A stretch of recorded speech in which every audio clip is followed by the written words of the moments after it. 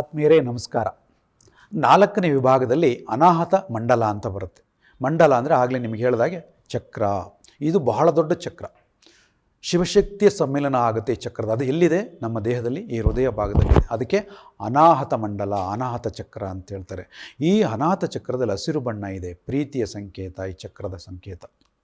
ಪ್ರೇಮದ ಸಂಕೇತ, ಶಾಂತಿಯ ಸಂಕೇತ, ವಿಶ್ವ ಪ್ರೇಮದ ಸಂಕೇತ, ಕುಟುಂಬ ಪ್ರೇಮದ ಸಂಕೇತ, ಸ್ವಯಂ ಪ್ರೇಮದ ಸಂಕೇತ, ಎಲ್ಲವನ್ನೂ ಅಡಕವಾಗಿರುವಂಥ ಸರ್ವಶ್ರೇಷ್ಠವಾದ ಸ್ಥಳ ನಮ್ಮ ಹೃದಯ ಮಂಡಲ.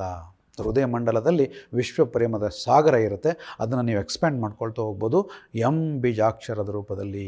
ಇದು ಪಂಚಭೂತಗಳಲ್ಲಿ ಅನಾಹತ ಚಕ್ರ ವಾಯುತತ್ವ. ಪಂಚ ಪ್ರಾಣಗಳಿದೆ ನಮ್ಮ ವಾಯುವಿನಲ್ಲಿ. 5 ಪ್ರಾಣಗಳಿದೆ.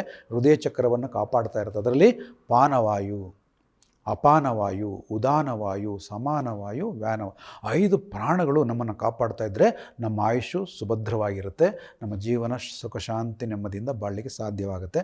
ಅದಕ್ಕೆ ಅನಾಹತ ಮಂಡಲ, ಅನಾಹತ ಚಕ್ರ, ಹಸಿರು ಬಣ್ಣ, ಬೀಜಾಕ್ಷರ. ಈ ಚಕ್ರದಲ್ಲಿ ಬಹಳ ಮುಖ್ಯವಾದ 3 ಕೇಂದ್ರಗಳಿದಕ್ಕೆ ತ್ರಿವೇಣಿ ಸಂಗಮ ಅಂತ ಹೇಳ್ತಾರೆ. ತ್ರಿವೇಣಿ ಸಂಗಮದಲ್ಲಿ ಪಂಚಕೋಶಗಳು, ಬಾಲ್ಯದಿಂದ ತಾಯಿ ಗರ್ಭದಿಂದ ಹುಟ್ಟಿದ ಕೂಡಲೇ 5 ಕೋಶಗಳು ಪ್ರಾರಂಭ ಆಗುತ್ತೆ, ಪಂಚೇಂದ್ರಿಯಗಳು ಪ್ರಾರಂಭ ಆಗುತ್ತೆ, ಪಂಚ ಪ್ರಾಣಗಳು ಪ್ರಾರಂಭ ಆಗುತ್ತೆ. ಅದಕ್ಕೆ ತ್ರಿವೇಣಿ ಸಂಗಮದ ಸ್ಥಳ ಯಾವುದು? ನಮ್ಮ ಹೃದಯ ಚಕ್ರ. ಈ ಹೃದಯ ಚಕ್ರದಲ್ಲಿ ನಾವು ಪಾಸಿಟಿವ್ ಆಗಿರಬೇಕು. ಪಂಚಕೋಶ ಅಂದರೆ ಅನ್ನಮಯ, ಈ ದೇಹ ಅನ್ನಮಯ, ಮನೋಮಯ ನಮ್ಮ ಮನಸ್ಸು, ಪ್ರಾಣಮಯ ನಮ್ಮ ಪ್ರಾಣ, ವಿಜ್ಞಾನಮಯ ನಮ್ಮ ಜ್ಞಾನ. ವಿಜ್ಞಾನ ಎಲ್ಲಿದ್ದಾರೆ? ವಿಜ್ಞಾನಿಗಳು ಇಲ್ಲಿ ನಮ್ಮೊಳಗೇ ಇದ್ದಾರೆ. ನಾವೇ ವಿಜ್ಞಾನಿಗಳು. ಅಜ್ಞಾನ ತುಂಬಿಕೊಂಡ್ರೆ ವಿಜ್ಞಾನಿಗಳಾಗಲ್ಲ. ಅಷ್ಟೇ. ಪ್ರಜ್ಞಾನಂ ಪರಬ್ರಹ್ಮ ಅಂತಾರೆ. ಯಾರು ಪ್ರಜ್ಞಾನವನ್ನು ಪಡ್ಕೊಳ್ತಾನೋ ಅವನೇ ಜ್ಞಾನಿ, ಅವನೇ ವಿಜ್ಞಾನಿ, ಅವನೇ ಪರಬ್ರಹ್ಮ. ಅಂಥ ಜ್ಞಾನವನ್ನು ಪ್ರತಿಯೊಬ್ಬ ಮಾನವರು ತಮ್ಮೊಳಗೆ ಇಟ್ಕೊಂಡಿದ್ದಾರೆ. ಅದಕ್ಕೆ ಮೂಲ ಸ್ಥಳ ಹೃದಯ ಚಕ್ರ, ಹೃದಯ ಮಂಡಲ, ಅನಾಹತ ಚಕ್ರ, ಹಸಿರು ಬಣ್ಣ.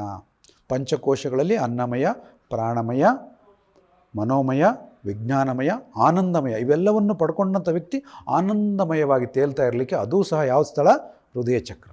ಇಂಥೆಲ್ಲ ಸಂಪತ್ತುಗಳು ನಮ್ಮೊಳಗೆ ಇದೆ. ಇದಕ್ಕೆ ಪ್ರೀತಿಯ ಸಂಪತ್ತು, ಆರೋಗ್ಯದ ಸಂಪತ್ತು, ಆಯುಷ್ಯನ ಸಂಪತ್ತು ನಮ್ಮ ಹೃದಯ ಚಕ್ರ. ಹಾಗಾಗಿ ಎಲ್ಲ ನಮ್ಮೊಳಗೆ ಇದೆ ಆತ್ಮೀಯರೇ.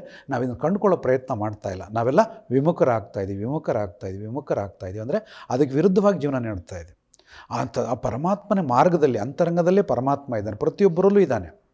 ಆ ಕಂಡುಕೊಳ್ಳಿಕ್ಕೆ ನಾವು ಒಳಗಡೆ ಪ್ರಯಾಣ ಮಾಡಬೇಕು. ಅದಕ್ಕೆ ಅಂತರಂಗ ಪ್ರಯಾಣ, ಇನ್ನರ್ ಜರ್ನಿ ಅಂತಾರೆ.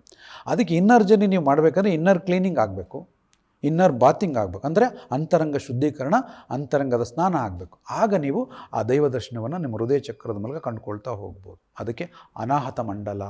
ಸಪ್ತಮಂಡಲದಲ್ಲಿ 4ನೇ ಮಂಡಲ ಅನಾಹತ ಮಂಡಲ.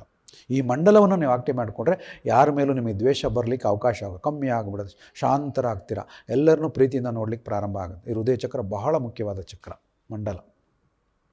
ಈ ಭಾಗದಲ್ಲಿ ನೀವು ನಿಮ್ಮ ಕುಟುಂಬವನ್ನು ಪ್ರೀತಿಸ್ತೀರಾ, ನಿಮ್ಮ ಅಕ್ಕಪಕ್ಕದವ್ರನ್ನ ಪ್ರೀತಿಸ್ತೀರಾ, ನಿಮ್ಮ ಸಂಬಂಧಿಕರನ್ನು ಪ್ರೀತಿಸ್ತೀರಾ, ಸ್ನೇಹಿತರ ಜೊತೆಗೆ ಚೆನ್ನಾಗಿರ್ತೀರಾ, ನಿಮ್ಮ ಕೆಲಸ ಕಾರ್ಯಗಳಲ್ಲಿ ಯಶಸ್ಸನ್ನು ಕಾಣ್ತಾ ಹೋಗ್ತೀರಾ.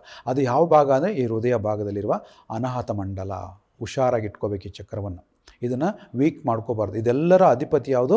ಹೃದಯ ಪತ್ನಿ, ಹೃದಯ ಚಕ್ರ. ಇಲ್ಲಿ ಪಂಚ ಪ್ರಾಣಗಳಿದೆ, ಪಂಚ ಕೋಶಗಳಿದೆ, ಪಂಚ ಇಂದ್ರಿಯಗಳಿದೆ. ಪಂಚ ಇಂದ್ರಿಯಗಳು ನಮ್ಮ ಕಣ್ಣು, ಕಿವಿ, ನಾಲಿಗೆ, ಇದು ನಮ್ಮ ಮೂಗು ಮತ್ತು ಚರ್ಮ.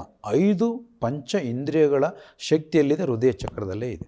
ಅದಕ್ಕೆ ಈ ಹೃದಯ ಚಕ್ರವನ್ನು ನಾವು ವೀಕ್ ಮಾಡ್ಕೋಬಾರ್ದು. ಅದಕ್ಕೆ ಅನಾಹತ, ಹತ ಅಂದರೆ ಸಾವು, ಸಾವಿಲ್ಲದಂತೆ ಕಾಪಾಡುವಂಥ ಸ್ಥಳ ನಮ್ಮ ಹೃದಯ ಚಕ್ರ. ಇದನ್ನು ನಾವು ಹೇಗೆ ಇಟ್ಕೊಂಡಿದ್ದೀವಿ?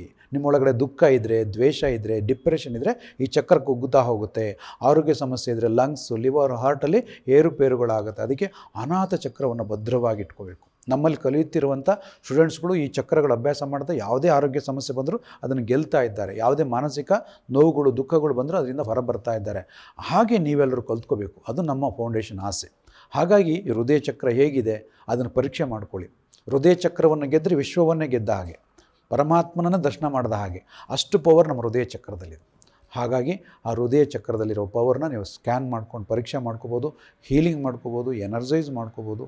ಅದಕ್ಕೆ ಬೇಕಾಗಿರೋ ಶಕ್ತಿಗಳನ್ನು ತುಂಬಿಕೊಳ್ಳಿಕ್ಕೆ ಬೀಜಾಕ್ಷರವನ್ನು ಹೇಳ್ಕೊಂಡ್ರೆ ಎನರ್ಜೈಸ್ ಆಗಿಬಿಡ್ತಾರೆ. ಹೇಗೆ ಹೇಳಬೇಕು?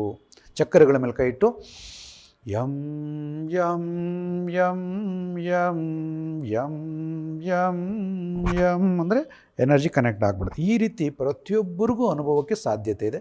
ಬನ್ನಿ, ಇದರ ಬಗ್ಗೆ ಹೆಚ್ಚಿನ ಮಾಹಿತಿ ನಿಮಗೆ ಬೇಕಂದರೆ, ನಿಮ್ಮ ಜೀವನದಲ್ಲಿ ಸಾಕ್ಷಾತ್ಕಾರ ಪಡ್ಕೋಬೇಕು ಅಂದರೆ, ನಿಮ್ಮ ಜೀವನದ ಗುರಿ ಮುಟ್ಟಬೇಕಂದ್ರೆ ಈ ಮಂಡಲಗಳನ್ನು ಆ್ಯಕ್ಟಿವೇಟ್ ಮಾಡ್ಕೊಳ್ಳಿ ಅಂತ ಹೇಳ್ತಾ ತಮ್ಮೆಲ್ಲರಿಗೂ ಸ್ವಾಗತ ಕೋರ್ತಾ ಇದ್ದೀನಿ. ಧನ್ಯವಾದಗಳು ವಿಡಿಯೋವನ್ನು ವೀಕ್ಷಿಸೋದಕ್ಕೆ. ನಮಸ್ಕಾರ.